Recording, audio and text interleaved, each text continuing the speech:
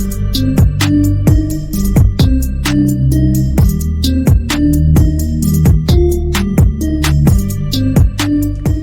guys, we're going to try something a little bit different today. We're going to test something out. It came up during my live stream that I did recently. It was last night when I filmed it, but who knows when you're watching this. Let's try this.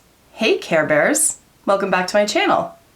What do you think? Let me know. Does it work? Are you guys my Care Bears? Anyways, you let me know. We're here to talk about new releases. It has been a hot minute since I've done a new release video, so a lot has built up. I'm not going to cover, obviously, everything because I can't.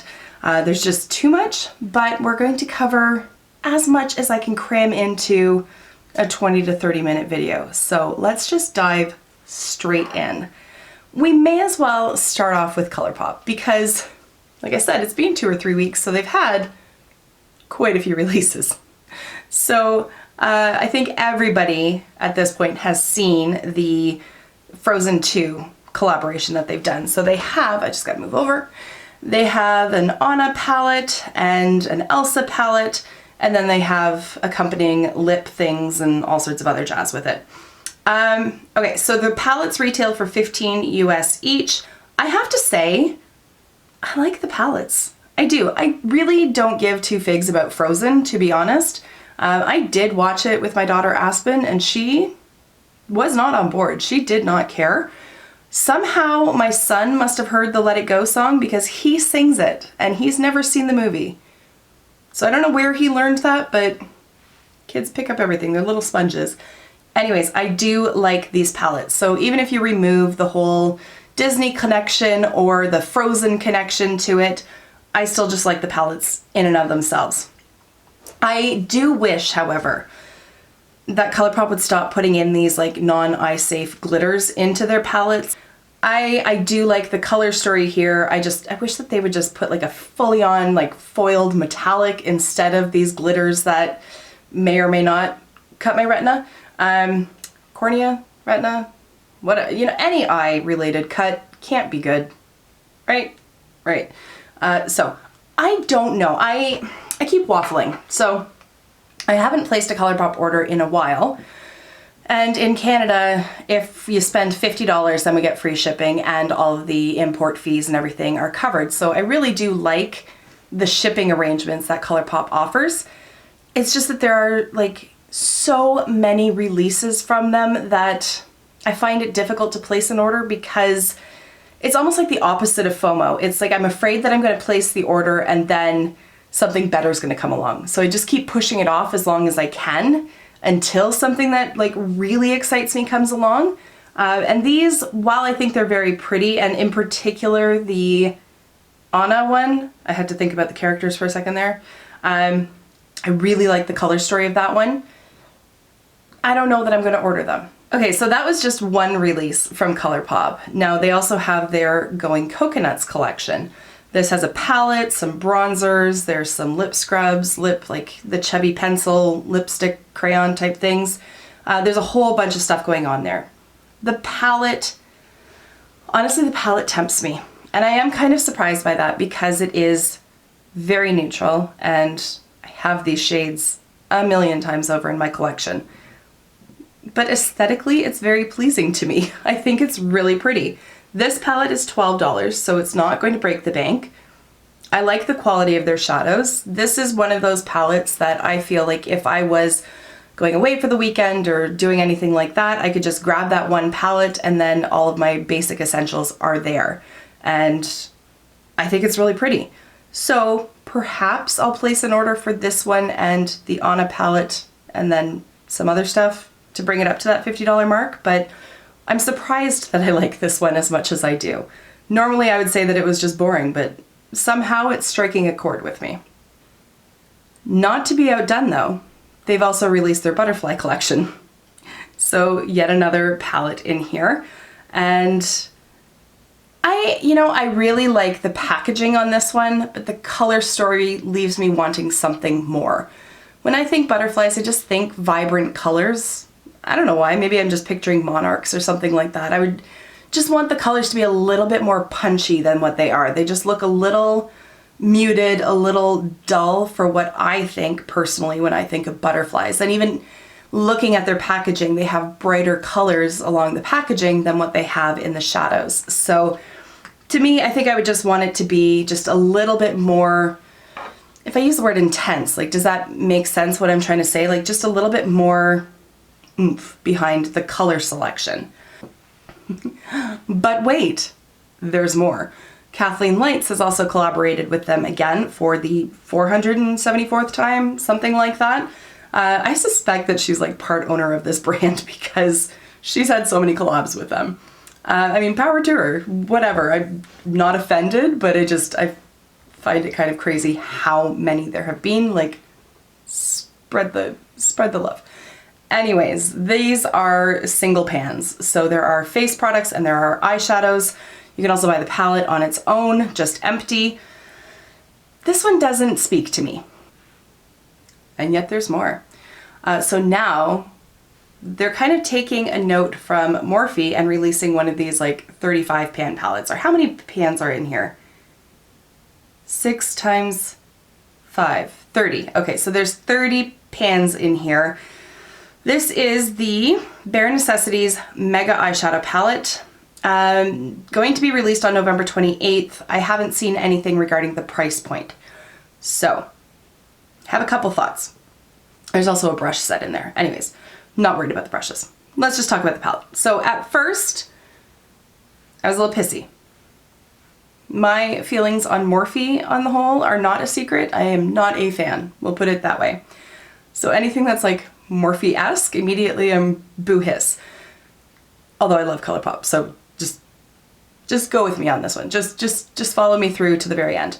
I'm also not a fan of palettes that are this big. I personally find them overwhelming. I don't enjoy a palette that has so many options available in it because I just freeze. Like, I look at it and I'm like, I don't even know where to start. Like, I don't know what to do with this. So for that reason, I don't like it. Now also, this is a very plain palette. It is very neutral.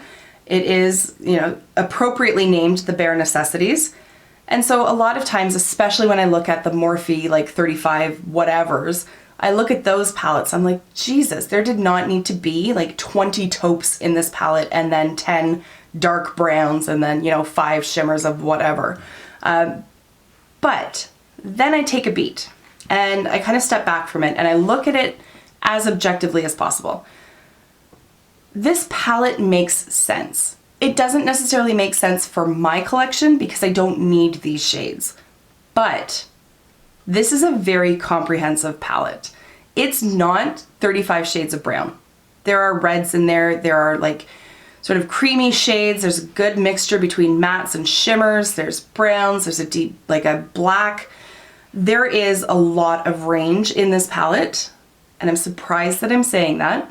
I think I'm having a makeup evolution over the course of like the last maybe 6 months or so, where neutrals are now starting to speak to my heart, despite what I have going on in my eyes. Melt Radioactive palette, FYI. I think that this palette makes a ton of sense.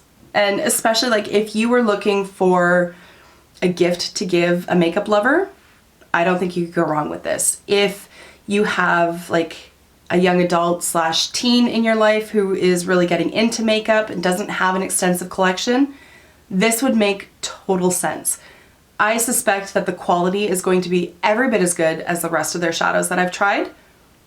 And you get, 30 of them. And like I said, there is a really good variety of shades in there. So I think this is a really, really good gift option. And I think the timing of the release is spot on. I think Colourpop knew what they were doing with this one.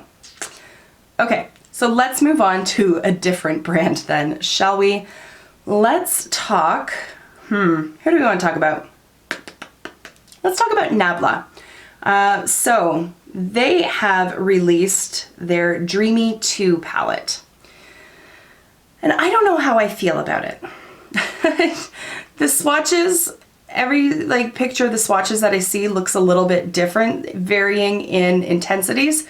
So I'm not sure what the true story is. I don't know if some of these swatches have sort of been doctored in maybe post-production and sort of the saturation bumped up a little bit. I'm not sure. I've never used Nabla shadows, so I don't know what the quality is like. I believe there is some inconsistency between their palettes, like some are really great. There was one, was it the Secret Garden palette? I can't remember, but there was one that didn't get rave reviews. There was some people that were quite disappointed in the performance of that palette, so who knows? I like the color story, I do. I just wish that there were more matte options. As much as I love shimmer shadows, I do find that having darker matte options is preferable to darker shimmer options for my own personal taste. I do think the color story is that like sort of deep and dark and sort of moody. I think it's perfect for the time of year. I love the packaging of it. I think it's very, very pretty. But I'm going to wait to hear reviews on that one before I decide whether this is going to be my first Nabla purchase. All right, let's move on over to Tarte. They are teaming up with Lele Pons to put out a little collection. So there's an eyeshadow palette, a lip gloss, I'm guessing, and then some lashes. I don't really know Lele Pons from like a hole in the ground. I know of her. I've never really watched her content except when it's being roasted by like Cody Co or something like that. But she's like, as far as I'm aware, she's not really like a makeup-y kind of person. You know what I mean? So it's a weird collaboration. Aside from that, I'm just really uninspired by the palette. I absolutely hate that the pans are all on their side. That's just my like perfectionist brain just kind of like wanting to tilt them all right. Like they just look like pictures that are askew on the wall, and it's driving me a little bit insane. Now that I've said that, I'm like, maybe my lights are all messed up. They're doing pretty good with the exception of one, but it's because the dog, she's lying down in front of them right now. She wags her tail and then the lights just go like flying back and forth.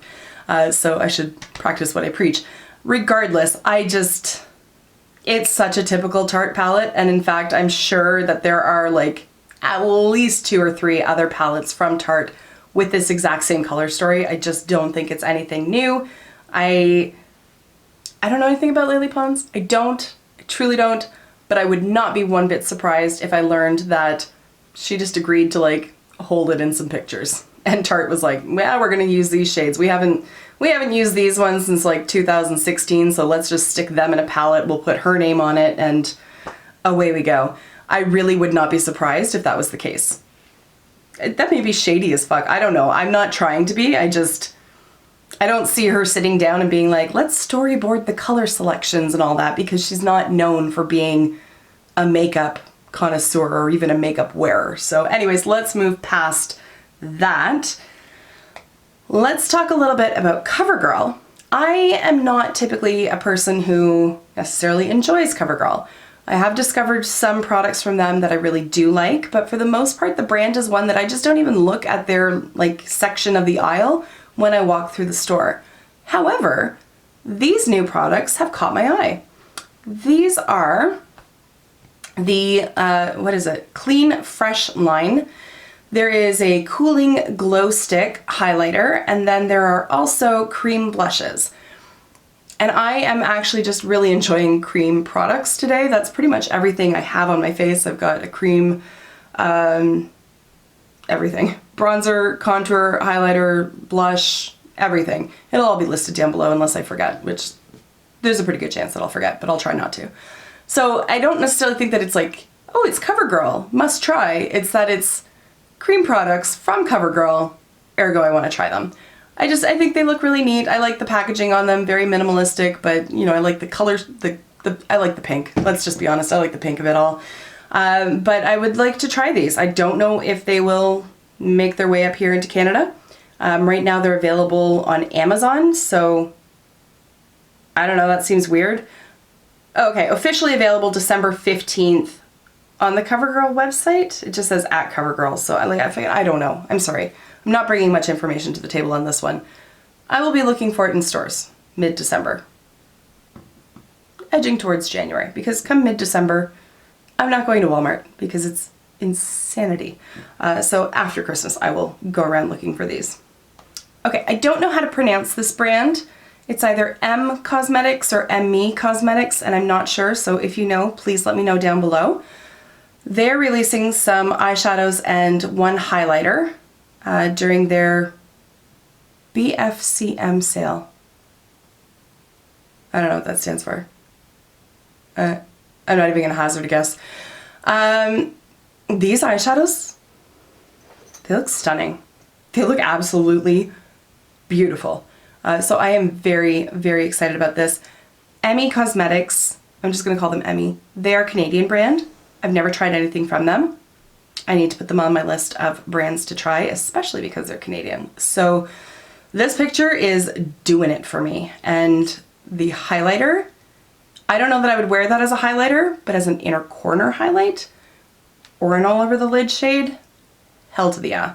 So I'm excited about that one. Again, I have no idea what a BFCM sale is, so I don't know when that is, but I will be checking out their website and seeing what I can add to my cart. Let's talk very quickly about Fenty Beauty. I don't want to go through all the individual products. I'm just going to put up like the shot that has kind of everything in it. They're going for a whole gold thing here. And for me, it's a pass for me. It's just not a color that I can really pull off very well. I think on certain skin tones, this is going to look incredible, especially people with deeper skin tones. I think it's going to look amazing on their skin. For me, I think it would just make me look very sallow and unhealthy. Also, it's just not a color that I tend to gravitate towards overall. So this is all a big pass for me, but I wanted to include it because I think especially if you have deeper skin, it's going to be like perfection on you. JD Glow, another brand that I have not tried, they're coming out with new liquid lipsticks, and there are some very pretty shades in there. There's some very pretty shades. I have wanted to try items from JD Glow before, but the shipping is just brutal. Just brutal. That's not their fault. It's just the nature of the beast. Shipping to Canada is terrible. Unfortunately, it's very expensive. So it's not that I'm like, anytime I talk about it, like I don't cast blame on the brand. It's like the postal service that sets the rates, right? So when I talk about shipping being like insane, I'm not saying that the brand is like ripping anybody off. That's not what I mean at all. It's simply that the cost is terrible. So I don't know that I'm going to buy these, but I am very interested in trying them. I love that they have a shade named Oh Shit. Like I love it. I also really like the shade. It's that dark purple, third from the top. Yeah, they're like pretty much every shade except the shade Leather, which is that like almost mustardy yellow, diarrhea brown kind of color. Everything else I really like. That one I don't think is going to be flattering on me. That would be like the perfect eyeshadow shade, but as a lip product, I don't think it's going to be very flattering on my otherwise somewhat yellow skin anyways. I just think it's going to look sickly on me. I'm going to look a little jaundiced, but everything else I'm very intrigued by. What else have we got going on here? There's lots of indie stuff going on. So Amy Loves Makeup, she is going to be collaborating with Amy Hearts Beauty, and they are coming out with the Alma palette. And this looks beautiful. This is a color story that I can 100% get behind. I think it's just gorgeous, like absolutely gorgeous. I love purples, I love blues.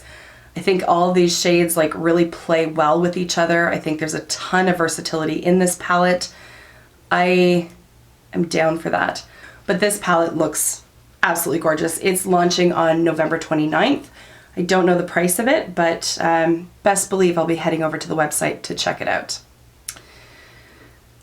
Speaking of price points, so I'm going to include Chantecaille. I've never talked about Chantecaille, never tried Chantecaille. But if I ever was going to try them, this is the collection that it would be. This is their holiday collection. It's gorgeous. It's so beautiful. The lipstick bullets, they're just, it's minimalistic, but like the gold, it's so rich looking, which it should be because they're 51 US each, which is a lot in Canadian. The powder compacts are so gorgeous. Like the outer packaging on them is so stunning. Just everything about this collection, just like they designed it with my aesthetic in mind. I think it's so classy, so beautiful, so expensive. The radiant powder, like the highlighting powder, is $92 US. The luminous powder balm, which is good for blurring and perfecting, it's like a finishing powder, it's $92 US. The clutch is $98 US. They have a brush for $52 US. They have rose water for $59. It's very, very pricey.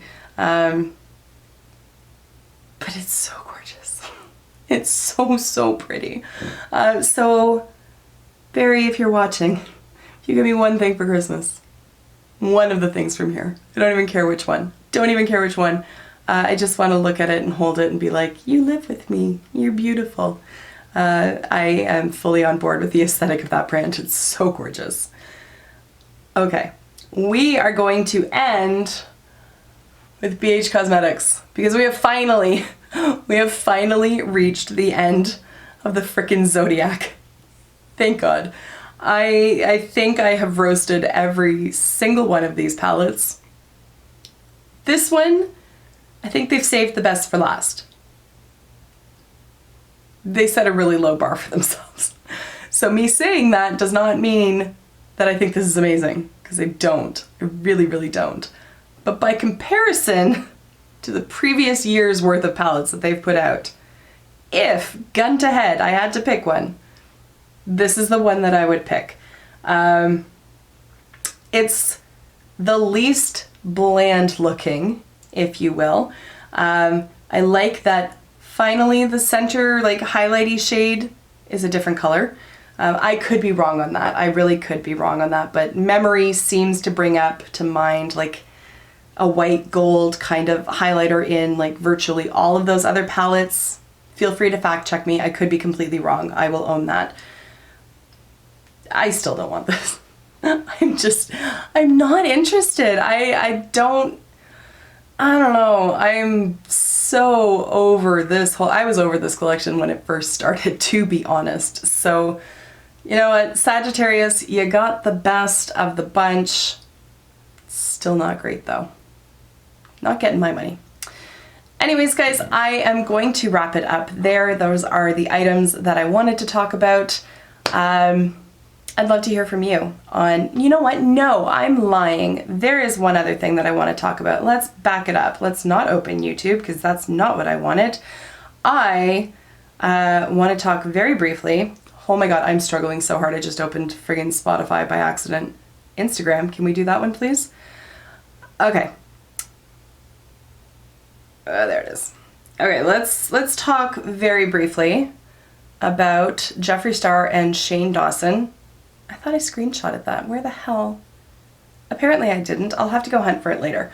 Anyways, if you saw the finale, yes, my face was in it for like 3 seconds and it was incredible and amazing, and to be like even just a tiny part of such an like iconic piece of pop culture history, it's incredible. Like, I'm truly humbled. I'm honored. I'm flabbergasted, I think is the best word for it. But that's not what I want to talk about. If you watch straight through to the very end, you will have seen that they are going to bring that green shade, which I think should be the shade name. It's just like that green shade because everybody referred to it as that. They're bringing that green shade back out. It was never here. So they're going to be putting it into the Mini Controversy palette and then re-releasing the palette with the green shade included in it. So if you don't know what I'm talking about, Mini Controversy, when you open it up, this shade is going to be moved up here. This shade is out of the palette, and then they're going to be bringing that metallic green back into this palette. And then I don't know why I'm thinking that they're planning to release it in March, but that's for some reason the date that I have in my head. I could be completely wrong on that, but that's what I think I heard somewhere. What are your thoughts on that? I, for one, don't like that. They are, like, Geoffrey Star did tweet out saying that they are going to be releasing that green shade as just a single as well. But I think, especially given just the levels of nonsense people went through trying to buy these on launch day, to then turn around and say, but you can buy it again, there's just one shade different. I don't agree with that.